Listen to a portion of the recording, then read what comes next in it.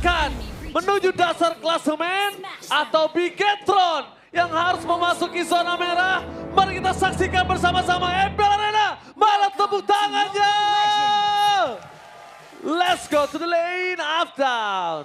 Game ketiga, penentuan antara Bigetron Esports dan juga Navi. Dengan early game yang bakal cukup berbeda lagi kali ini karena harus berhadapan dengan Joy di tangan Anavel. Tadi kita sempat bahas ya, ketika Joy ada di tangan Aether mungkin nggak terlalu on point, tapi sekarang ada di tangan Anavel nih untuk Joy-nya. Balik lagi sih, mungkin kalau kita ngomongin objektif tetap ada di Suyo ya. Iya.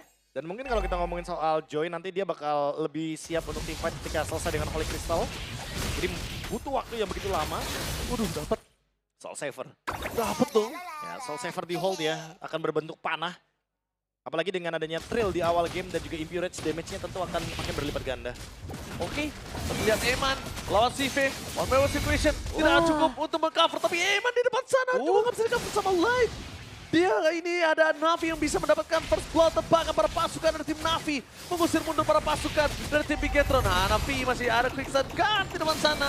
Membuat dirinya selamat. Dan bahkan Eman bakal coba untuk mendapatkan satu gerobak terakhirnya. Wah, ini pagi-pagi udah kenyang dengan platingan gold ya dari Navi. Belum ada 2 menit gamenya berjalan, tapi mereka udah bisa langsung memukul mundur 2 pemain langsung. Ada Light dan juga Eman. Dan bisa dibilang itu udah jadi awal yang bagus buat teman-teman dari Navi. Ya, jatuhnya ini benar-benar kayak mencari keuntungan ya dari sisi sesempit apapun. Mencari kesempatan dalam kesempitan. Dan cuma terpaut. Wow, 2%. Bigetron kehilangan presentasi dari audience prediction kali ini. Dan itu wajar, karena game yang tadi. Wah, flopnya tapi jauh banget loh, dari 71%. Iya ya. Itulah, rakyat Mobile Legends Bembeng ini mereka sesuai fakta dan keadaan, Profesor. Setuju. Mereka pasti melihat apa yang terjadi di game yang kedua tadi. Yep. Dan ini menjadi salah satu faktor juga objektif di game yang ketiga. Iya. Oke, Anavel mencoba untuk bermain dengan flanking gaming, tapi nampaknya masih belum bisa mendapatkan satu turtle pertamanya. Masih terlalu jauh. Dan turtle di tangan dari seorang Aether. Dan ingat, apakah keajaiban akan terjadi hari ini? Bisa jadi ya, tapi emang kalau ngomongin secara objektif, secara teori memang Suyo ini akan lebih diuntungkan gitu dibandingkan dari seorang Joy, seorang assassin yang emang harus mengandalkan retribution banget. Tapi Oh Eman! my god, Eman! Dipaksa sampai sekarang Tummal dibalikan dengan adanya Register dari seorang Moreno. Meanwhile perpasukan dari tim Navi kali ini mereka harus mundur ke arah belakang. Ren rapatinya gagal! Lihat, bisa lewat kolong begitu. Itu harusnya kena. Iya. Emang Melewati harusnya jalur kena. ya, melewati jalur dari Hanavinya itu sendiri. Dan ternyata yang mendapatkan last hit adalah Moreno. Out of range seperti itu agak cukup mengagetkan ya. Karena jujur render apatinya tadi harusnya kena. Tapi kayaknya karena di ujung peluru nggak kena, nggak sampai. Atau kayak pelurunya dulu yang lewat, baru Hanavinya lewat. Iya, Tipis banget sih Tipis sebenarnya. banget soalnya. itu lewat kolong itu. Ya, tapi 1 poin kill tetap didapetin sih sama Bigetron ya pada akhirnya. Dan kembali lagi Eman dengan si Albert sama seperti game sebelumnya akan cukup ganas kepada hero-hero yang cukup tebal termasuk Aether nanti. Ya, ada efek punish ya. Yang dimana nanti kalau misalkan hero-hero frontline dari Navi yang build-nya udah pasti ada item penambah darah, damage yang diterima akan 8% lebih tinggi. Lagi dan lagi Kars membuat Luke kali ini agak cukup terperangkap di depan sana. Badang masih dengan kondisi yang belum melakukan rotasi cepat karena badangnya akan datang selalu ketika objektif netral. Udah dead set di situ. Kalau nggak objektif netral dia mau ada ganking. Kalau nggak ada ya dia akan tetap di laning. Ada sekarang mendekati ke arah objektif. Light. Way of Dragon dengan point dan light tapi Expedience survive. Dan bakal lihat Kars menutup jalan para pasukan dari tim Bigetron untuk masuk lebih dalam lagi. Kars dengan temboknya yang luar biasa. Meanwhile di sisi yang lainnya lihat Eman bakal dipaksa oleh sosok seorang Hanavi. Salah pick up hampir terjadi. Berhasil diselamatkan. Dan Hanavi mengganggu benar di mana Eman nggak punya space di depan sana. Eman benar-benar dijagain penuh oleh Hanavi. Trigger flicker loh langsung ke arah Eman karena timingnya pas banget nih. Turtle udah mulai muncul dan berarti Navi agak sedikit bebas. Tidak akan ada Eman di fight tersebut dan mereka juga tadi udah ngedapetin banyak momen sebenarnya ke arah Bigetron Esports. Kars lagi-lagi loh itu nyelamatin kawan dan ini dia. Go F dengan menunjukkan seorang Kars tanpa ada following up damage. Ternyata membuat para pasukan dari tim Navi membalikkan kembali kanan dan hilang. Moreno almost is never enough. Tapi tidak bisa terlalu lama. Anavel mencoba untuk berdansa di depan sana. The Retribution di tangan dari Aether. Teamfight lagi lebih kuat lagi dengan adanya pasif dari Turtle dan para pasukan dari tim Navi. Mereka diacak-acak oleh seorang Annabelle. Lihat, Annabelle belum bisa ditumbangkan karena CV masih belum memiliki damage yang cukup. Setidaknya CV punya power dari lifesteal aja. Udah the best thing yang bisa dilakukan CV. Cuma Aether tugasnya pun udah selesai. Jadi dia tumbang pun it's okay, Profesor. Ya, job desk utama ya dari pemegang Retribution. Dia telah mendapatkan turtle. Sehingga dengan adanya poin objektif yang kali ini unggul 2 poin di atas dari Bigetron. Membuat early game-nya leading sekali dari Navi. Dan tinggal menunggu pick off kecil nih. Karena dari tadi Eman benar-benar terancam loh di bagian gold lane. Iya, nggak dikasih space loh dari Parah. tadi. Beda satu level juga udah mulai kerasa ya. Impact dari pressure-nya tersebut yang diberikan oleh Navi. Tapi secara eliminasi masih agak susah memang untuk mendapatkan Eman. Cuma kalau untuk early game, dapetin ke arah flicker Eman aja itu udah cukup banget. Wah, tapi Kars dari tadi targetnya ke Moreno dan ke Navi. Oke, Luke membalikan kembali kanan, tapi Lighter standby on position. Target utamanya menuju ke arah X-Magic. Tapi nampaknya X-Magic masih memiliki flicker. Aether dan juga Annabelle. One by one situation kembali terjadi nampaknya di arah bottom lane. Tapi tidak terlalu intens kali ini. Agak cukup dilepaskan. Karena target utama mereka mungkin akan ada di arah top lane ketika perebutan turtle yang selanjutnya. Ada perfect turtle untuk Navi. It's not good untuk Eman. Dan di game ini sepertinya Luke bisa dibilang lebih kerasa tebel ya dengan Terizlanya. Dia anti-key rush juga tadi udah sempet Langsung ya? diamanin. Ya, pemilihan dari pasif Terizla juga kan secara nggak langsung. Yep. Makin dia sekarang semakin besar damage reduction yang dia miliki. Sehingga damage apapun, baik magic atau physical tentu akan dikurangi secara natural dari pasif Terizlanya sendiri. Tapi tempo permainan dari Bigetron ini benar-benar dipegang sama Navi loh. Ya, menurun banget bahkan. Mulai dari game kedua ini dipegang sama Navi loh, Nevin. Ya, slow tempo yang harus dimainkan. Tapi untuk setup ke area objektif sudah mulai dijalankan juga oleh kedua belah tim. Bisa dibilang turtle terakhir juga di game kali ini. Dan Kars akan pegang peran yang sangat penting. Karena posisi dari nomor Bigetron Esports kali ini bakal masuk dari bagian belakang. Kars! Duel Dragon target yang penting. Flicker for defense dan misclick-nya masih ada. Minuman sebelah sana Eman. Terejam-ejam. Bahkan Bigetron yang harus kehilangan gold laner mereka. Berpasukan dari tim Navi. Ini agak cukup adil dan para pasukan dari tim Bigetron. Mereka mundur mendadak. Karena dia bisa diberikan terlalu besar dari para pasukan dari tim Navi. Setidaknya at least satu turtle jadi steal oleh Annabelle. Keuntungan di tangan Navi langsung berubah drastis di tangan dari tim Bigetron. Annabelle again save the day for Bigetron. Wow, mereka berhasil menculik satu buah objektif yang benar-benar mahal. Dan apakah Bigetron akan mengulang kesuksesan mereka di game pertama dengan satu momen mereka biasanya bisa langsung dapetin balik temponya. Dan terlihat bagaimana mereka udah bisa ngedapetin dua outer turret sejauh ini. Gila Annabelle ya. Annabelle. Save the day again and again. Untuk kesekian kalinya. Tidak bisa dipungkiri. Player muda berbakat satu ini memang menyebalkan untuk menjadi musuh. Iya, apalagi dengan Holy Crystal loh sebagai itemnya. Dan ini menjadi sinyal seharusnya kalau misalkan Bigetron udah siap untuk team fight. Apalagi dengan swing gold yang tertuju kepada 1400. Langsung ya. Bigetron udah unggul banget dengan 2 kill dan 1 turtle terakhir tadi. Mematahkan stigma bahwa ya kalau misalkan bawa Suyo udah pasti perfect turtle. Yes. Tapi sekarang perfect turtle-nya di handle.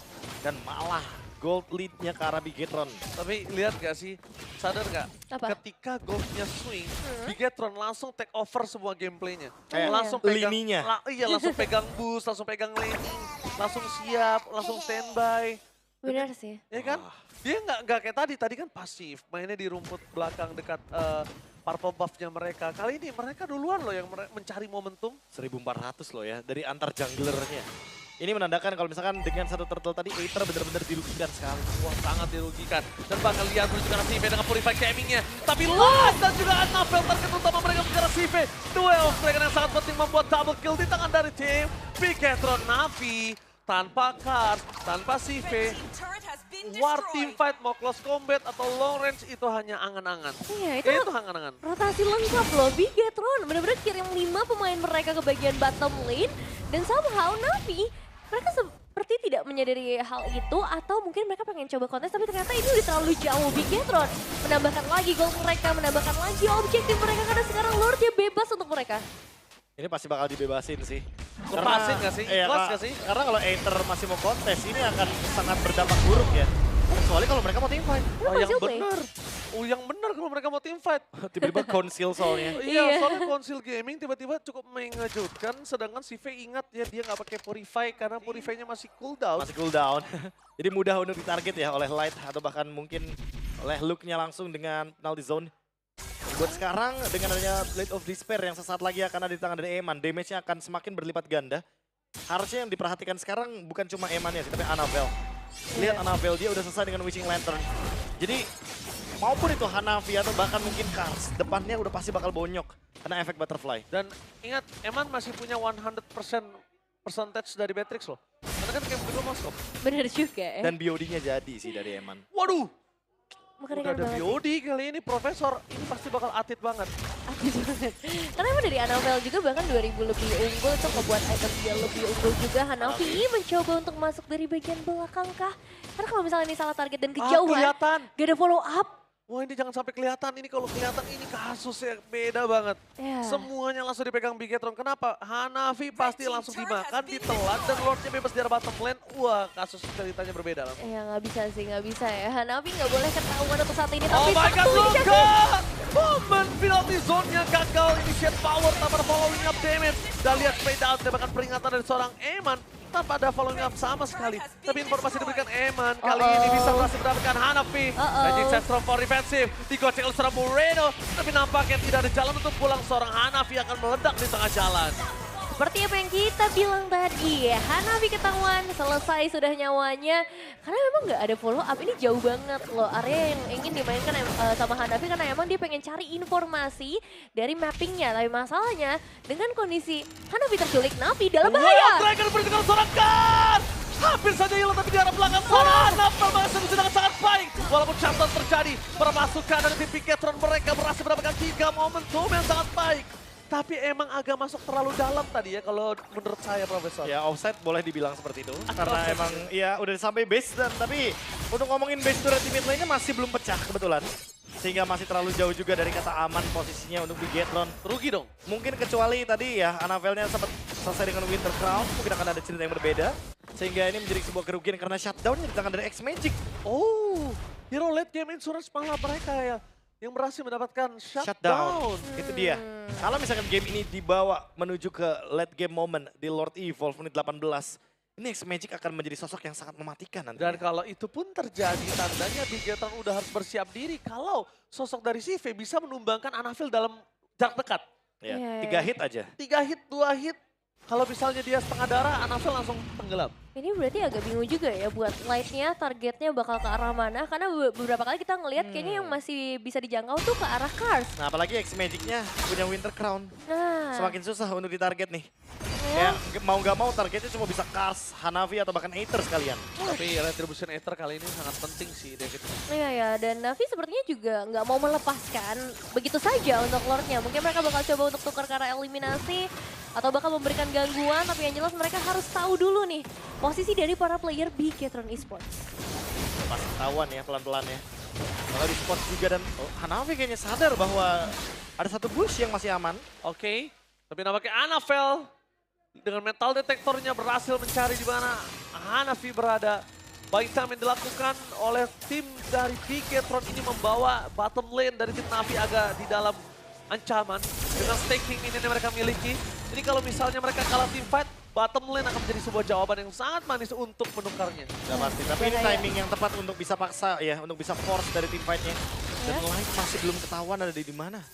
X-Magic juga bakal punya posisi yang cukup krusial. Nah ini jangan sampai Light-nya bisa dapetin dive in ke bagian belakang ataupun ke arah CV karena pergerakan. Sudah mulai dilakukan kali ini. Mengincar jalan pulang kah? Dan Bigetron Esports bisa saja mereka memulai tiba-tiba dari itu dia. Dipukul mundur dipaksa makan, tapi ternyata jawabannya bukan di situ. Dan ini dia, The Well Dragon masih ditahan. Sipe belum ada jawaban. Permasukan dari tim Navi menarget kerusuhan Sipe dan hilang. Looking for wipeout. Ini bencana. Bigetron mengubur Navi lebih dalam ke dasar klasemen. Dan Bigetron berhasil mengamankan diri mereka dari zona merah. Bigetron Esports 2-1 poin akhir dari match kali ini. Tapi finishing yang sangat indah. Wipe out menjadi penutup gamenya. Dan posisi dari Lycan tidak ketahuan. Mengelabui langsung semua player dari Navi. Memang program to win. Mereka memang diprogram untuk mendapatkan kemenangan